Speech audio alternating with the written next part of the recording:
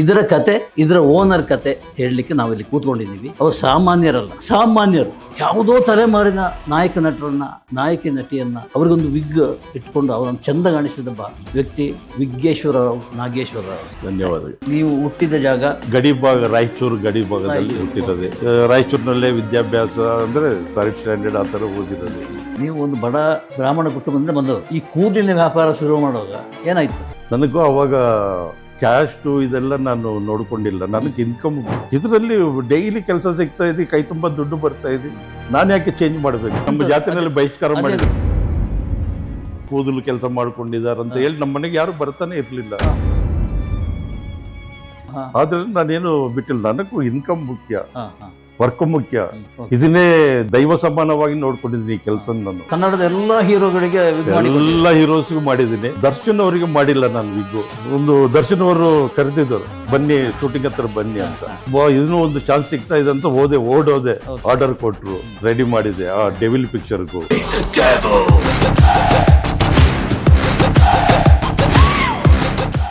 ಅಂತ picture Kanwar Lal getup ಕೊಟ್ಟೆ. 1969ರಿಂದ start ಆದಿದ್ದು. 1968ರಲ್ಲಿ entry ಆಗಿ 57 ವರ್ಷ ಆಯ್ತು ಇವತ್ತು. ಈಗ ಕ್ಯಾನ್ಸರ್ ಪೇಷಂಟ್ಗೆ ಹೇಗೆ ಇದು ಕನೆಕ್ಷನ್ ಹೇಗೆ? ಡಾಕ್ಟರ್ ಪೇಷಂಟ್ಸ್ ಹತ್ರ ಕರ್ಕೊಂಡೋಗಿ ಈ ಅಮ್ಮನಿಗೆ ಒಂದು ವಿಗ್ ಮಾಡಬೇಕು. ಮಕ್ಕಳು ಭಯ ಪಡ್ತಾ ಇದ್ದಾರೆ, ಯಾವುದೋ ದೆವ್ವ ಥರ ಕಾಣಿಸ್ತಾ ಇದೆ ತಾಯಿ, ನಮ್ಮ ತಾಯಿ ಎಲ್ಲ ಇವರು ಸೇಮ್. ಅವ್ರ ಹೇರ್ಸ್ ಯಾವ ಥರ ಇದೆ ಅದೇ ಥರ ವಿಗ್ ಮಾಡಿಕೊಡಿ ನೀವು ಅಂತ. ಇನ್ನೊಂದು ಘಟನೆ ಯಾವುದಾದ್ರು? ವಿಗ್ ಹಾಕಿ ಮದುವೆ ಮಾಡ್ಕೊಂಡಿದ್ದಂತ ಗಲಾಟೆಗಳಾಗಿದೆ. ಮಗು ಆಗಿರುತ್ತೆ, ತಿರ್ಗಾ ನಾವು ಸಪ್ರೇಟ್ ಮಾಡಬಾರ್ದು ಆ ಥರ. ಅವ್ರನ್ನ ಒಂದು ಮಾಡಿಸ್ಬೇಕು ನಾವು ಯಾವತ್ತು. ಒಟ್ಟು ಬಿಸ್ನೆಸ್ ಹೇಗಿದೆ ಸರ್? ಚೆನ್ನಾಗೇ ಇದೆ. ಕಸ್ಟಮರ್ ಈಸ್ ದೇವರು. ಮನುಷ್ಯನೇ ಆಧಾರ. ಯಾವ ದೇವರು ಬಂದು ದುಡ್ಡು ಕೊಡೋದಿಲ್ಲ, ಮನುಷ್ಯನೇ ಬಂದು ದುಡ್ಡು ಕೊಡೋದಿಲ್ಲ. ಈ ಹಂತದಲ್ಲಿ ನೀವು ಯಾಕೆ ಸಿನಿಮಾ ಮಾಡಬಾರ್ದು? ಸಿನಿಮಾ ಮಾಡ್ತಾ ಇರ್ತೀನಿ, ನಾನು ಪ್ರೊಡ್ಯೂಸ್ ಮಾಡ್ತಾ ಇದ್ದೀನಿ. ಮೊನ್ನೆ ಮಾಡಿದ್ದೆ ದಿನೇಶ್ ಬಾಬು ಜೊತೆನಲ್ಲಿ ಉತ್ತರ ಅಂತ ಮಾಡಿದ್ದೆ. ದಿನೇಶ್ ಬಾಬು ಕಾಂಟ್ಯಾಕ್ಟ್ ಮೊದಲಿಂದಲೂ ಇತ್ತ ನಿಮಗೆ? ಅವರು ನನಗೂ ವರ್ಕು ಕೊಟ್ಟಿದ್ದಾರಲ್ಲ ಸ್ಟಾರ್ಟಿಂಗ್ನಿಂದ. ಸುಪ್ರಭಾತ, ಇನ್ಸ್ಪೆಕ್ಟರ್ ವಿಕ್ರಮ್, ಹೆಂಡತಿ ಕೇಳಬೇಡಿ.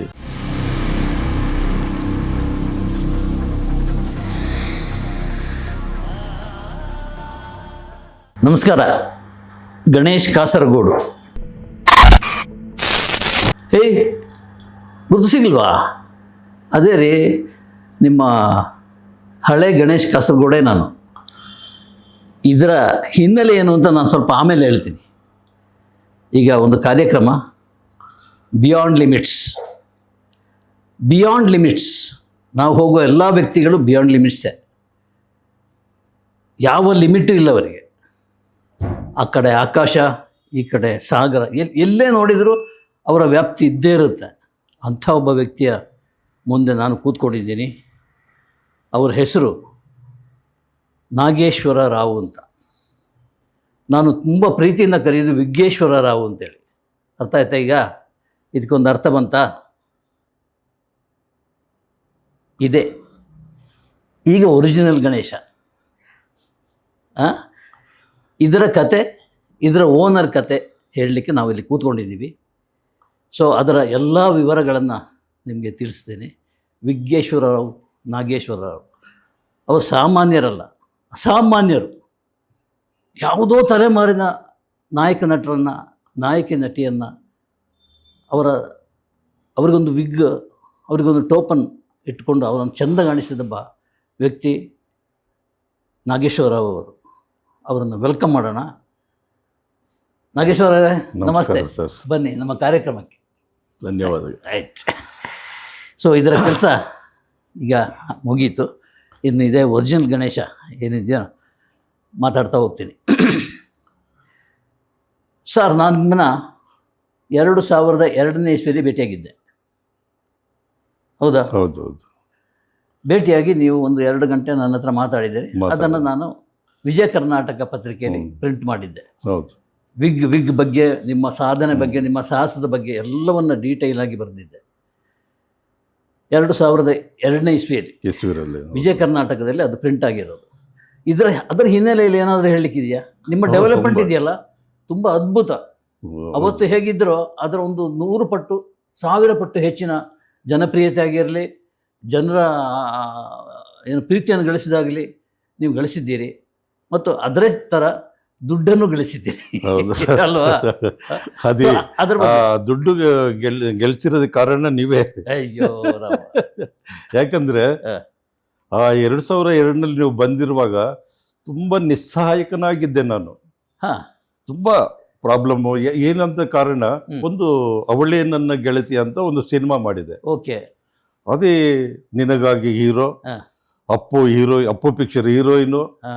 ತವರಿಗೆ ಬಾತಂಗಿ ಡೈರೆಕ್ಟರ್. ಓ, ಈ ತರ 3 ಜನ ಕಾಂಬಿನೇಷನ್ ಮಾಡಿ ನಾನು ಮಾಡಿರೋ ಪಿಕ್ಚರ್ ಅದೇ. ಓಕೆ. ನಾನು ತುಂಬಾ ಗ್ರ್ಯಾಂಡ್ ಆಗಿ ಓಪನಿಂಗ್ ಮಾಡಿದ್ದೀನಿ ಕಂಠೀರವ ಹ್ಮ್. ಸ್ಟುಡಿಯೋದಲ್ಲಿ. ಫಸ್ಟ್ ಡೇನೆ 30 ಲಕ್ಷ ಅಡ್ವಾನ್ಸ್ ಬಂದಿತ್ತು ನನಗೆ. ಓ, ಓಕೆ. ನನ್ನ ಲೈಫೇ ಸೆಟ್ಲ್ ಆಗಿದೆ ಅನ್ಕೊಂಡು ನಾನು ಆ ಥರ ಸಿನಿಮಾ ಲಕ್ಸರಿಯಾಗಿ ಮಾಡಿರೋದೆ. ಫ್ಲಾಪ್ ಆಯ್ತು. 1.5 ಕೋಟಿ ಲಾಸು ಆ ಅದರಲ್ಲಿ ಸಿನಿಮಾದಲ್ಲಿ. ಹಾ. ಆಮೇಲೆ ಸಾಲಗಳು, ಹ್ಮ್. ಪ್ರಾಬ್ಲಮ್ಸು, ಹ್ಮ್. ಏನಪ್ಪ ಈ ಥರ ಆಗಿದೆ ನನ್ನ ಲೈಫ್ ಮನೆ ಅನ್ಕೊಂಡಿದ್ದೀನಿ. ಮನೆ ಕೂಡ ಸೇಲ್ ಆಯಿತು. ಹಾ. ಆರ್ ಟಿ ನಗರದಲ್ಲಿ ಒಂದು ಮನೆ ಇತ್ತು. ಹಾ. ಆಮೇಲೆ ಜಿ ವಿ ಅಯ್ಯರು ಹಾ. 2 ಎಕರೆ ಜಮೀನು ಕೊಡ್ಸಿದ್ರು ಅವರು ರಾಮಹಳ್ಳಿನಲ್ಲಿ. ರಾಮಹಳ್ಳಿಲಿ. ಅದನ್ನು ಹೋಯ್ತು. ಓಕೆ. ಆಮೇಲೆ ಎಲ್ಲ ಪ್ರಾಬ್ಲಮ್ಸು ಎಲ್ಲ ಇದನ್ನ ಅಂತ ಆ ಟೈಮ್ನಲ್ಲಿ ನಾನು ಫೋನ್ ಮಾಡಿದ್ದೆ. ನೀವು ಫೋನ್ ಬಂತು. ಹಾ. ಸರ್ ನಾನು ಮಾತಾಡೋಕ್ಕಾಗೋದಿಲ್ಲ, ಹಾ. ತುಂಬಾ ಕಷ್ಟದಲ್ಲಿದ್ದೀನಿ, ನನಗೆ ಇಷ್ಟನೇ ಇಲ್ಲ ಮಾತಾಡೋದಿಕ್ಕೆ ಅಂತ ಹೇಳಿದ್ದೀನಿ. ಹಾ. ನಿಮ್ಮಂಥವ್ರೇ ಬೇಕು ಅಂತ ನೀವು ಹೇಳಿದ್ರು ಅವತ್ತು.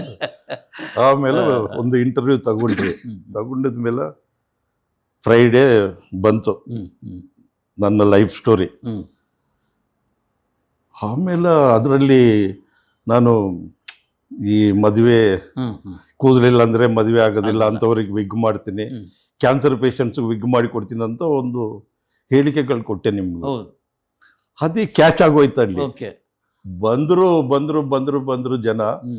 ಇಲ್ಲಿವರೆಗೂ 1 ಲಕ್ಷ ಮದುವೆ ಮಾಡಿಸಿದ್ದೀನಿ ವಿಗ್ಗಳು ಹಾಕಿ. ಓಹೋ, ಓಕೆ. 1.5 ಲಕ್ಷ ಜನ ಕ್ಯಾನ್ಸರ್ ಪೇಷಂಟ್ಸ್ಗೆ ವಿಗ್ ಮಾಡಿ ಕೊಟ್ಟಿದ್ದೀನಿ. ಈ ಅದ್ಭುತ ಸೃಷ್ಟಿ ಮಾಡಿರೋದು ನೀವೇ. ಅಯ್ಯೋ, ನಿಮಗೆ ಗೊತ್ತಿಲ್ಲ ಈ ವಿಷಯ, ಇಲ್ಲ, ಇವತ್ತು ಹೇಳ್ತಾ ಇದ್ದೀನಿ. ಏನ್ ಸರ್ ಅದು? ಅಂತ ಅದ್ಭುತ ಸೃಷ್ಟಿ ಮಾಡಿದಿರ ತಾವು, ಅಬ್ಬಾ. ಮರೆಯಕ್ಕಾಗೋದಿಲ್ಲ ನಿಮ್ಮನ್ನು. Thank you Nageshwara. ನಾಗೇಶ್ವರ ನಗುಶ್ವರ ನಗುವಂತ ತರುವಂತ ವಿಷಯನ ಹೇಳಿದ್ರಿ, ನನಗೆ ಭಾರಿ ಖುಷಿ ಆಯ್ತು. ಇಲ್ಲ, ಸತ್ಯದ ಮಾತಿದೆ. ಸತ್ಯ ಯಾವತ್ತೂ ಮುಚ್ಚಿಡಬಾರದು. ಸತ್ಯ ಮಾತು ಮಾತಾಡಲೇಬೇಕು. ನನ್ನಿಂದ ಆಯಿತು, ನಾನು ವರ್ಕ್ ಮಾಡಿದ್ದೀನಿ, ಅದು ಒಂದು ಮಹಾನುಭಾವ ಬರ್ತಾನೆ ನಮ್ಮನ್ನು ಕಾಪಾಡೋದಕ್ಕೆ. ನಾನು ಸಿನಿಮಾ ಮಾಡಿರೋದು ಏನು ತಪ್ಪು ಮಾಡಿರಲಿಲ್ಲ, ಅಪರಾಧ ಅಲ್ಲ ಸಿನಿಮಾ ಮಾಡಿ. ಖಂಡಿತ ಅಲ್ಲ.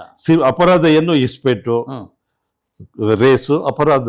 ನಾನು ಸಿನಿಮಾ ಮಾಡಿ 100 ಜನಕ್ಕೂ 1000 ಜನವರೆಗೂ ಊಟ ಹಾಕಿದ್ದೀನಿ, ಅವ್ರಿಗೆ ಕೈ ತುಂಬ ದುಡ್ಡು ಕೊಟ್ಟಿದ್ದೀನಿ. ಇಂಥ ಪುಣ್ಯ ಯಾರಿಗೆ ಸಿಕ್ಕುತ್ತೆ? ಪ್ರೊಡ್ಯೂಸರ್ಗೂ ಸಿಕ್ಕಿದೆ ಆ ಥರ ಪುಣ್ಯ. ಅದು ತಪ್ಪಲ್ಲ ಸಿನಿಮಾ ಮಾಡೋದು. ಆಮೇಲೆ ಭಗವಂತ ಕೊಟ್ಟೇ ಕೊಡ್ತಾನೆ, ಕಾಪಾಡಿದ್ದೀನಿ ನಾನು. ಇದು 2002ನೇ ಇಸ್ವಿ ಕತೆ. ಈಗ ಹೇಗಿದ್ದೀರಿ ಸರ್?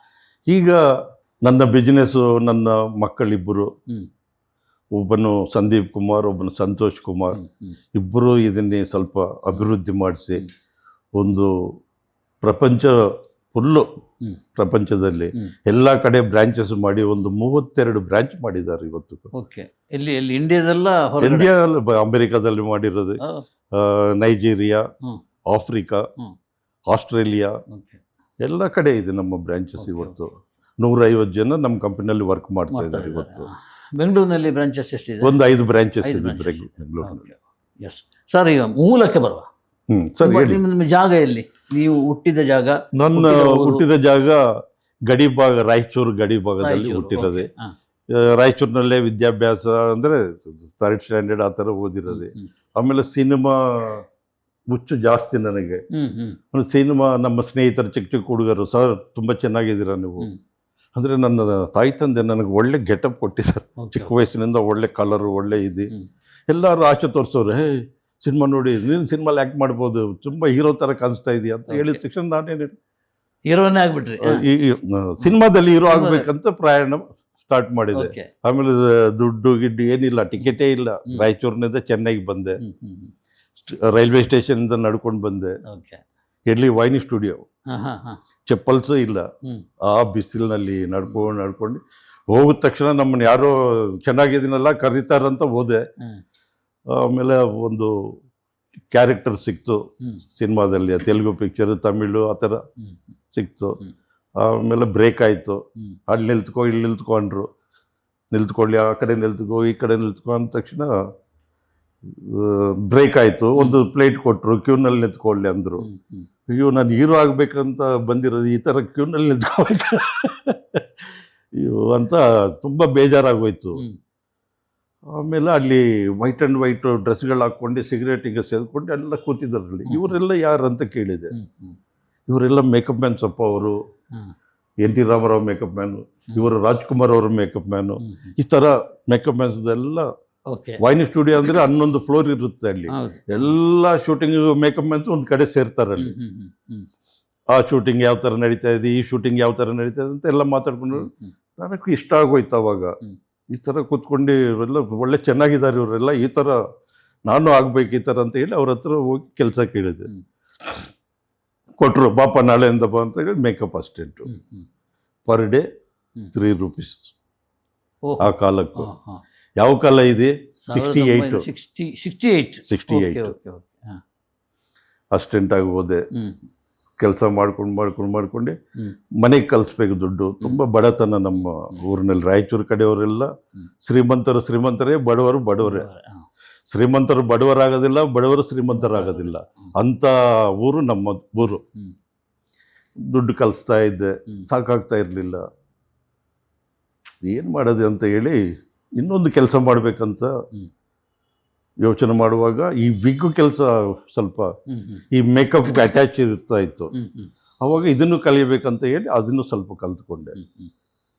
ಕಲ್ತ್ಕೊಂಡು 2 ನೈಟ್ ವಿಗ್ಗು ಕೆಲಸ, ಬೆಳಗ್ಗೆ ಮೇಕಪ್. ಮೇಕಪ್. ಹಾ. ಈ ಥರ ಮಾಡಿ ಹ್ಮ್. ಒಳ್ಳೊಳ್ಳೆ ಅವಕಾಶಗಳು ಸಿಕ್ತು ನನಗೆ. ಆವಾಗ ಸ್ವಲ್ಪ ಎಂ ಜಿ ರಾಮಚಂದ್ರನು, ಹ್ಮ್. ರಾಜ್ಕುಮಾರ್ ಅವರು, ಹ್ಮ್. ಎನ್ ಟಿ ರಾಮರಾವ್, ಅವ್ರಿಗೆಲ್ಲ ಪ್ರೇಮ್ ನಜೀರು, ಎಲ್ಲ ಪ್ರೇಮ್ ನಜೀರು, ಮಧು, ಈ ಥರ ಸೂಪರ್ ಹೀರೋಗಳು. ಶೋಭನ್ ಬಾಬು, ಹಾ. ಎಲ್ಲರ ಹತ್ರ ವರ್ಕ್ ಮಾಡುವಾಗ ಎಲ್ಲ ವಿಕ್ಸ್ ಮಾಡಿ ಅಭ್ಯಾಸ ಆಗೋಯ್ತು. ಇನ್ನು ಹ್ಮ್. ಹ್ಮ್. ಒಳ್ಳೆ ಸ್ಟ್ಯಾಂಡರ್ಡ್ ಆಗೋಯ್ತು ನನ್ನ ಕೆಲಸ. ಹ್ಮ್. ಒಂದು 10 ಇಯರ್ಸ್ನಲ್ಲೇ ಪಿಕಪ್ ಮಾಡ್ಕೊಂಡ್ಬಿಟ್ಟಿದ್ವಿ. ಓಕೆ. 78ಕ್ಕೂ ಒಳ್ಳೆ ದೊಡ್ಡ ವಿಕ್ ಮೇಕರ್ ಹ್ಮ್. ಆಗೋಯ್ತು ನನ್ನ ಹೆಸರು. ಹ್ಮ್. ಆಮೇಲೆ 78ನಲ್ಲಿ ರಾಜ್ಕುಮಾರ್ ಅವ್ರದ್ದು ಎಲ್ಲರೂ ಬೆಂಗಳೂರಿಗೆ ಬನ್ನಿ ನೀವು ಅಂತ ಹೇಳಿ ಹಾ. ಹ್ಮ್. ಅವಾಗ ರಾಜ್ಕುಮಾರ್ ಅವ್ರ ಕಂಪ್ನಿನವರು ಹ್ಮ್. ಕರೆಸಿದ್ರು. ಓಕೆ. ಬಂದೆ ಬೆಂಗಳೂರು, ಅಲ್ಲೇ ಸೆಟ್ಲ್ ಆದೆ ಬೆಂಗಳೂರಿನಲ್ಲಿ. ಆಮೇಲೆ ಎಲ್ಲ ಇಲ್ಲಿ ಶಂಕರ್ನಾಗು, ಅನಂತನಾಗು, ಅಂಬರೀಷು ಹ್ಮ್. ಪರಿಚಯ ಆದರು. ಅವ್ರಿಗೆ ವಿಕ್ಸ್ ಮಾಡೋದು ಕಲ್ಯಾಣ್ ಕುಮಾರು, ವಿಷ್ಣುವರ್ಧನ್ ಸಾರು, ಹ್ಮ್. ರಾಜ್ಕುಮಾರ್ ಅವರು ನಮ್ಮ ಪರ್ಮನೆಂಟು ಹ್ಮ್. ಹ್ಮ್. ಹ್ಮ್. ಕಂಪನಿ ನಮಗದೆ. ಓಕೆ. ಮಾತೃ ಸಂಸ್ಥೆ ನನಗೆ ಮಾತೃ ರಾಜ್ಕುಮಾರ್ ಅವ್ರ ಸಂಸ್ಥೆ. ಕಂಪನಿ. ದೊಡ್ಡ ಮನೆ. ಆ ಥರ ಮಾಡಿ ಇಲ್ಲಿವರೆಗೂ 1,000 ಪಿಕ್ಚರ್ಸ್ ವರ್ಕ್ ಮಾಡಿದ್ದೀನಿ. 1000 ಫಿಲ್ಮ್. 1,00,000 ಜನಕ್ಕೆ ವಿಗ್ ಹಾಕಿ ಮದುವೆ ಮಾಡಿಸಿದ್ದೀನಿ. ಓಕೆ. ಹಾ. 1,50,000 ಕ್ಯಾನ್ಸರ್ ಪೇಷಂಟ್ಸ್ಗೂ ವಿಗ್ ಮಾಡಿದ್ದೀನಿ. ದೊಡ್ಡ ಇಂತಕನ್ನ ಸಾಧನೆ. ಪುಣ್ಯ ನನಗೆ ಎಲ್ಲಿ ಎಲ್ಲಿ ಸಿಗುತ್ತೆ ಸಿಗುತ್ತೆ? ಸರ್? ಹೌದೌದು. ಇಂಥ ಅವಕಾಶ ಮಾಡಿಕೊಟ್ಟಿದ್ದಾರೆ ನನಗೂ, ನನ್ನ ಹೀರೋಸು, ನನ್ನ ಡೈರೆಕ್ಟರ್ಸು, Yes, yes, yes. ನನ್ನ ಪ್ರೊಡ್ಯೂಸರ್ಸು. ನನಗೆ ಆಶ್ಚರ್ಯ ಏನಂದ್ರೆ, ನೀವು ಒಂದು ಬಡ ಬ್ರಾಹ್ಮಣ ಕುಟುಂಬದಿಂದ ಬಂದವರು. ಹೌದು. ಬ್ರಾಹ್ಮಣ ಕುಟುಂಬದಿಂದ ಬಂದು ಈ ಕೂದಲಿನ ವ್ಯಾಪಾರ ಶುರು ಮಾಡುವಾಗ ಏನಾಯ್ತು? ಆಮೇಲೆ ಅವಾಗ ನನಗೂ ಕಂಪ್ಲೇಂಟ್ಗಳು, ಜನ, ನಿಮ್ಮ ಸಂಬಂಧಿಕರು, ನೆರೆ ಹೊರೆಯವರು? ನನಗೂ ಅವಾಗ ಕ್ಯಾಸ್ಟು ಇದೆಲ್ಲ ನಾನು ನೋಡ್ಕೊಂಡಿಲ್ಲ. ನನಗೆ ಇನ್ಕಮ್ ಕಾಪಾಡಬೇಕು. ನನ್ನ ತಾಯಿ ತಂದೆ ನನಗೂ ಇಂಥ ಒಳ್ಳೆ ಜನ್ಮ ಕೊಟ್ಟಿದ್ದಾರೆ. ನನ್ನ ತಾಯಿ ತಂದೆ ಹ್ಮ್. ಕಾಪಾಡ್ಕೋಬೇಕು ನಾನು. ಅದು ಅನಿವಾರ್ಯ. ನನ್ನ ಕೆಲಸ ಮಾಡಬೇಕು. ಯಾವುದೋ ಒಂದು ಕೆಲಸ ಸಿಕ್ಕಿದ ಕೆಲಸ ನನಗೂ. ತಿರ್ಗಾ ಇದು ಬಿಟ್ಬಿಟ್ಟು ನಾನು ಬೇರೆ ಕೆಲಸಕ್ಕೆ ಹೋಗೋಕ್ಕೂ ನನಗೆ ಇಷ್ಟ ಇಲ್ಲ. ಇದರಲ್ಲಿ ಡೈಲಿ ಕೆಲಸ ಸಿಗ್ತಾ ಇದೆ, ಕೈ ತುಂಬ ದುಡ್ಡು ಬರ್ತಾ ಇದೆ. ನಾನು ಯಾಕೆ ಚೇಂಜ್ ಮಾಡಬೇಕು ಈ ಬಿಸ್ನೆಸ್ಸು? ಚೇಂಜ್ ಮಾಡೋದ್ರ ಬಗ್ಗೆ ನನಗೆ ಕ್ಯಾಸ್ಟ್ಕನ್ನ ಮುಖ್ಯ, ನನಗೆ ವರ್ಕ್ ಮುಖ್ಯ. ಕ್ಯಾಸ್ಟ್ಗಿಂತ ಹೆಚ್ಚಾಗಿ ನಿಮ್ಮ ಬಹಿಷ್ಕಾರ ಮಾಡಿದ್ದಾರೆ. ಅಲ್ವಾ? ನಮ್ಮ ಜಾತಿನಲ್ಲಿ ಬಹಿಷ್ಕಾರ ಮಾಡಿದ್ದಾರೆ. ಅದೇನು ಹೇಳಿ? ಎಲ್ಲ ಕೂದಲು ಕೆಲಸ ಮಾಡ್ಕೊಂಡಿದ್ದಾರೆ ಅಂತ ಹೇಳಿ ನಮ್ಮ ಮನೆಗೆ ಯಾರು ಬರ್ತಾನೆ ಇರಲಿಲ್ಲ. ಆದ್ರೆ ನಾನೇನು ಬಿಟ್ಟಿಲ್ಲ. ನನಗೂ ಇನ್ಕಮ್ ಮುಖ್ಯ, ವರ್ಕ್ ಮುಖ್ಯ. ಇದನ್ನೇ ದೈವ ಸಮಾನವಾಗಿ ನೋಡ್ಕೊಂಡಿದ್ದೀನಿ ಈ ಕೆಲಸ. ನಾನು ಆಗಿಲ್ವಾ? ಇವತ್ತು ಎಲ್ಲ ಫಂಕ್ಷನ್ಸ್ ನನ್ನ ಕರೀತಾರೆ ನಮ್ಮ ಊರಿನಲ್ಲಿ. ನಮ್ಮ ಬಹಿಷ್ಕಾರ ವಾಪಸ್ ತಗೊಂಡ್ರ? ಬಹಿಷ್ಕಾರದಿಂದ ಏನು ಅವರೆಲ್ಲ ಸತ್ತೋದ್ರು. ಬಹಿಷ್ಕಾರ ಮಾಡಿರೋರೆಲ್ಲ ಯಾರಿಲ್ಲ ಈಗ. ಅವ್ರ ಮಕ್ಕಳಿದಾರು ಸನ್ಮಾನ ಮಾಡ್ತಾರೆ ಈಗ. ನಿಮ್ ತರ ನಾವ್ ಆಗಿಲ್ಲ ಅಂತ ಸನ್ಮಾನ ಮಾಡ್ತಾರೆ ಸರ್ ಅವರೆಲ್ಲ. ನೀವು ಎಷ್ಟು ಆಗ ಮಟ್ಟಿಗೆ ಅವಮಾನ ಮಾಡಿದ್ರು. ನಮ್ಮ ಎಲ್ಲ ಓದಿದ್ದೀವಿ, ನಿಮ್ಮಷ್ಟು ನಾವು ಇಲ್ವೇ ಇಲ್ಲ, ನಿಮ್ಮಷ್ಟು ಫಾರಿನ್ ಟೂರ್ ಮಾಡ್ತೀರಾ, ಅಮೆರಿಕಾಗೆ ಹೋಗ್ತೀರಾ, ಇಲ್ಲಿ ಹೋಗ್ತೀರಾ, ನಾವು ಬೆಂಗಳೂರು ಬರ್ಬೇಕಂದ್ರೆ ಕಷ್ಟಪಡ್ತಾ ಇದೀವಿ ಅಂತಾರು. ನಮ್ಮೂರ ಕಡೆ ಸನ್ಮಾನ ಮಾಡ್ತಾರೆ. ಈಗ ಹೇರ್ ಬೇಕೇ ಬೇಕು ತಾನೆ, ಅದು ಒರಿಜಿನಲ್ ಹೇರ್ ತಾನೆ ಅದು. ಒರಿಜಿನಲ್ ಹೇಗೆ ಸಂಗ್ರಹ ಆಗುತ್ತೆ? ಅದೇ ನಾವು ತಿರುಪತಿ, ಹಾ. ಧರ್ಮಸ್ಥಳ, ಹಾ. ನಂಜನಗೂಡು, ಹಾ. ಪಳನಿ ಈ ಥರ ದೇವಸ್ಥಾನಗಳಿಂದ ಕಲೆಕ್ಟ್ ಮಾಡ್ಕೊಂಡು ಸೇಲ್ ಮಾಡ್ತಾರೆ ಅಲ್ಲಿ. ಅದನ್ನ ದುಡ್ಡು ಕೊಟ್ಟು ಪರ್ಚೇಸ್ ಮಾಡಿ ಆ ಥರ ತಂದು ನಾವೆಲ್ಲ ಕ್ಲೀನ್ ಮಾಡಿಸಿ, ಇದೊಂದು ಯೂನಿಟ್ ಇದೆ ಕಲ್ಕಟ್ಟಾದಲ್ಲಿ, ನಾವೆಲ್ಲ ರೆಡಿ ಮಾಡಿಸಿ ಅದನ್ನೆಲ್ಲ ತಗೊಂಡು ಬಂದು ಸೇಲ್ ಮಾಡೋದು ಇಲ್ಲಿ. ಆ ಥರ ಮಾಡ್ತೀವಿ. ಅದು ಹೋಲಿಗೆ ಎಲ್ಲ ಇದೆ, ಮಿಷನರಿ ಇದೆ ಎಲ್ಲ ಫುಲ್. ಈಗ ಎಲ್ಲ ರೆಡಿ ಮಾಡಿಸಿದ್ದೀನಿ ಫುಲ್ಲು. ಫಸ್ಟ್ ಹೇಗೆ ಮಾಡ್ತೀರಿ? ಅಳತೆ ತಗೊಳ್ತೀರಾ? ಅಳತೆ ತಗೊಳ್ತೀವಿ. ಅವ್ರಿಗೆ ಯಾವ ಥರ ಬೇಕು, ಯಾವ ಥರ ಅವ್ರಿಗೆ ಕರ್ಲಿ ಇದೆ, ಪ್ಲೈನ್ ಇದೆ, ಆ ಥರ ಇದೆ, ಈ ಥರ ಇದೆ ಅಂತ ಎಲ್ಲ ಅಳತೆ ತಗೊಂಡು ಎಲ್ಲ ನೋಟ್ ಮಾಡ್ಕೊಂಡು ಅದೇ ಸ್ಟ್ರಕ್ಚರ್ನಲ್ಲಿ ರೆಡಿ ಮಾಡ್ತೀವಿ ವಿಗ್. Okay okay okay. ಕನ್ನಡದ ಎಲ್ಲ ಹೀರೋಗಳಿಗೆ ಎಲ್ಲ ಹೀರೋಸ್ಗೂ ಮಾಡಿದ್ದೀನಿ. ದರ್ಶನ್ ಅವರಿಗೆ ಮಾಡಿಲ್ಲ ನಾನು ವಿಗ್ಗು ಅಂತ ತುಂಬಾ ಕೊರಗಿತ್ತು. ಅಯ್ಯೋ ಎಲ್ಲ ಹೀರೋಸ್ಗೂ ಮಾಡಿದ್ದೀನಿ, ದರ್ಶನ್ ಅವರಿಗೆ ಮಾಡಿಲ್ಲ ಅಂತ ತುಂಬಾ ಬಿಟ್ಟೋಯ್ತು. ಅದು ಏನೋ ನನಗೆ ಅದು ಏನೂ ಗೊತ್ತಾಗಲಿಲ್ಲ, ಏನಿಗೆ ಬಂದಿಲ್ಲ ಅದು ಗೊತ್ತಾಗಿಲ್ಲ. ಮೊನ್ನೆ ಒಂದು ವೀಕ್ ಹಿಂದೆ ಒಂದು ದರ್ಶನ್ ಅವರು ಕರೆದಿದ್ದರು, ಬನ್ನಿ ಶೂಟಿಂಗ್ ಹತ್ರ ಬನ್ನಿ ಅಂತ. ಇದನ್ನೂ ಒಂದು ಚಾನ್ಸ್ ಸಿಗ್ತಾ ಇದೆ ಅಂತ ಓಡೋದೆ. ಆರ್ಡರ್ ಕೊಟ್ಟರು, ರೆಡಿ ಮಾಡಿದೆ ಆ ಡೆವಿಲ್ ಪಿಕ್ಚರ್ಗೂ ಅಂತ ಪಿಕ್ಚರ್ ಕನ್ವರ್ಲಾಲ್ ಗೆಟಪ್ ಕೊಟ್ಟೆ. ಸೊ ಅಂಬರೀಷಿಗೆ ನೀವು ಒರಿಜಿನಲ್ ನಾನೇ ಮಾಡಿರೋದು ಅಂತ ಪಿಕ್ಚರ್ ನಲ್ಲಿ. ಅದೇ ತರ ಗೆಟಪ್ ಬೇಕು, ಒರಿಜಿನಲ್ ಯಾರು ಮಾಡಿದ್ರಂತ ಹುಡುಕಿ ನನ್ನ ಹೆಸರು ಹೇಳ್ತಾ ನನ್ನೇ ಕರೆಸಿದ್ರಲ್ಲಿ ರೆಡಿ ಮಾಡಿ ಕೊಟ್ಟೆ. ಒಳ್ಳೆ ಹೆಸರು ಬಂತು. ಆ ವಿಷಯನೂ ದರ್ಶನ್ ಅವ್ರ ಹತ್ರ ಹೇಳಿದೆ ನಾನು. ದರ್ಶನ್ ಅವರಿಗೆ ನಿಮಗೆ ವಿಗ್ ಮಾಡಿರ್ಲಿಲ್ಲ, ನನ್ನ ಆಯುಷ್ ಕಮ್ಮಿ ಆಗ್ತಾ ಇದೆ, ಈಗ 72 years ಆಗ್ತಾ ಇದೆ, ಮಾಡ್ತೀನೋ ಇಲ್ವೋ ಅಂತ ಅನ್ಕೊಂಡೆ. ಕರೆಕ್ಟ್ ನಾನು ಬದುಕಿರುವಾಗನೇ ಆರ್ಡರ್ ಕೊಟ್ಟಿದ್ದೀರ ನೀವು. ಅಯ್ಯೋ ತುಂಬಾ ಸಂತೋಷ ಪಟ್ರು ಅವರು ಈ ತರ ಹೇಳಿದ ತಕ್ಷಣ. ಅಯ್ಯೋ ನೀವೇ ಪರ್ಮನೆಂಟ್ ಆಗಿ ಮಾಡಪ್ಪ ಇನ್ಮೇಲೆ ನನಗಂತ ಹೇಳಿ. ಅದು ಅವರ ಅಳತೆ ಎಲ್ಲ ಮಾಡ್ಕೊಂಡ್ರ? ಅಳತೆ ತಗೊಂಡಿದ್ದೀನಿ, ಅಳತೆ ತಗೊಂಡು ಅದಕ್ಕೆಲ್ಲ ಒಪ್ಕೊಂಡಿದ್ದಾರೆ ಅವರು. ಒಪ್ಕೊಂಡು ತುಂಬಾ ಒಳ್ಳೆ. ಹೇಗೆ ದರ್ಶನ್ ದೃಷ್ಟಿಯಲ್ಲಿ ಹೇಗೆ? ಒಳ್ಳೆ ವ್ಯಕ್ತಿ ಸರ್, ತುಂಬಾ ಒಳ್ಳೆ ವ್ಯಕ್ತಿ. ಎಷ್ಟು ರೆಸ್ಪೆಕ್ಟ್ ಕೊಟ್ರು ನನಗೆ ಅವತ್ತು.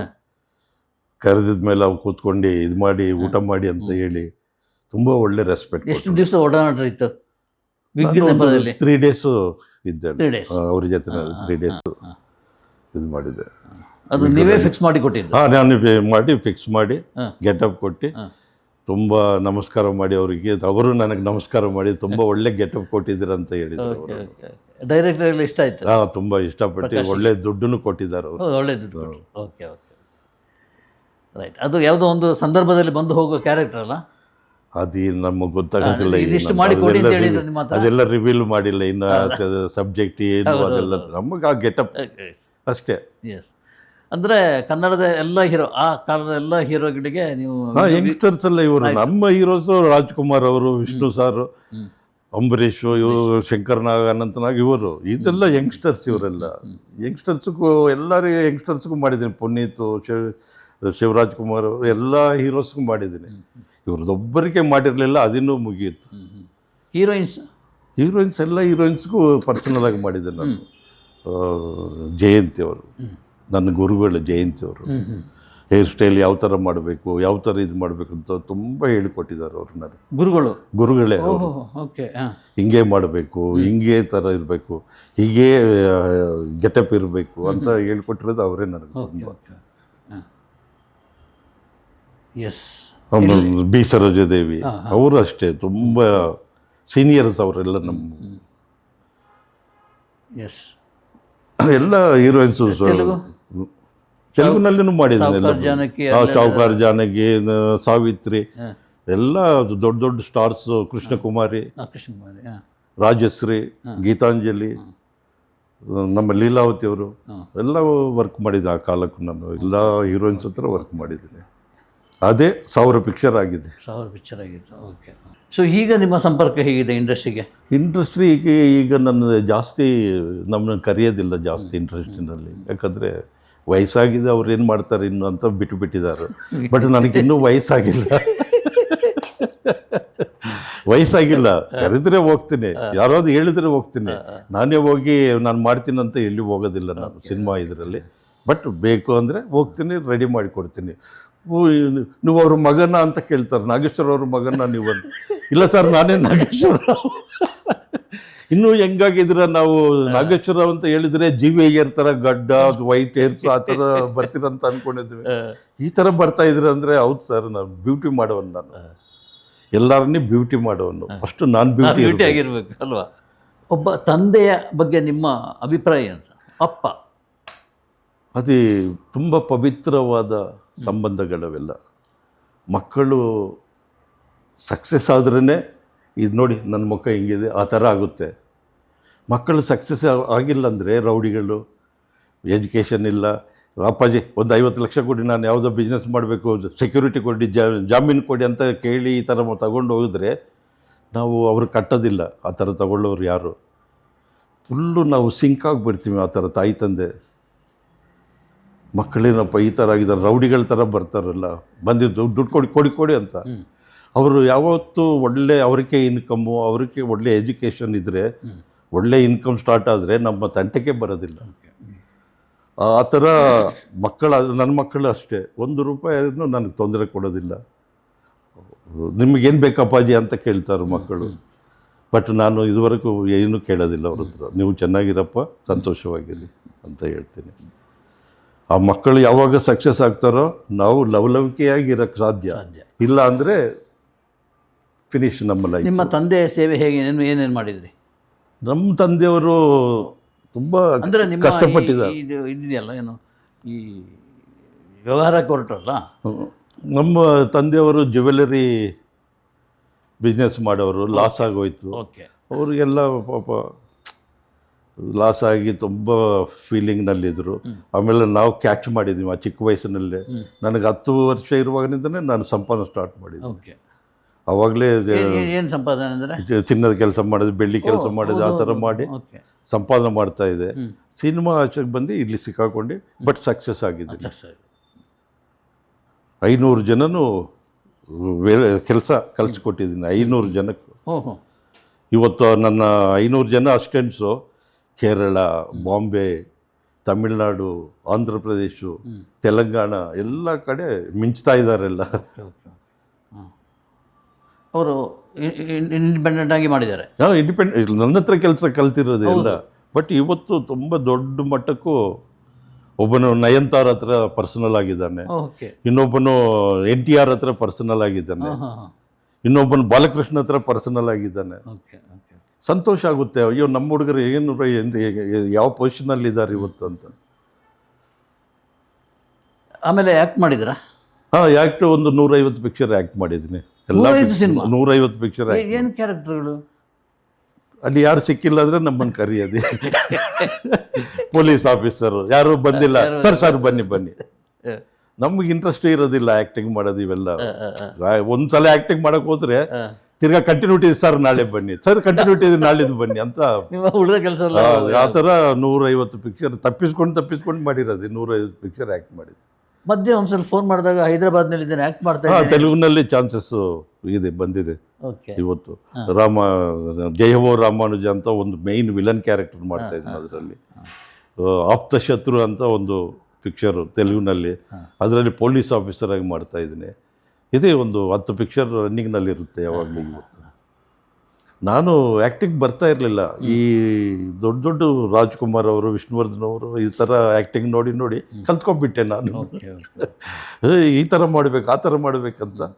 ಅದೇ ಡೈರೆಕ್ಟರ್ಸ್ಗೂ ಇಷ್ಟ ಆಗ್ತಾಯಿದೆ ನಮ್ಮ ಆ್ಯಕ್ಟಿಂಗು. ಕರೀತಾರೆ, ಇವತ್ತು ಕರೆದು ಮಾಡಿ ಸರ್ ನೀವೇ ಮಾಡಿ ಅಂತ.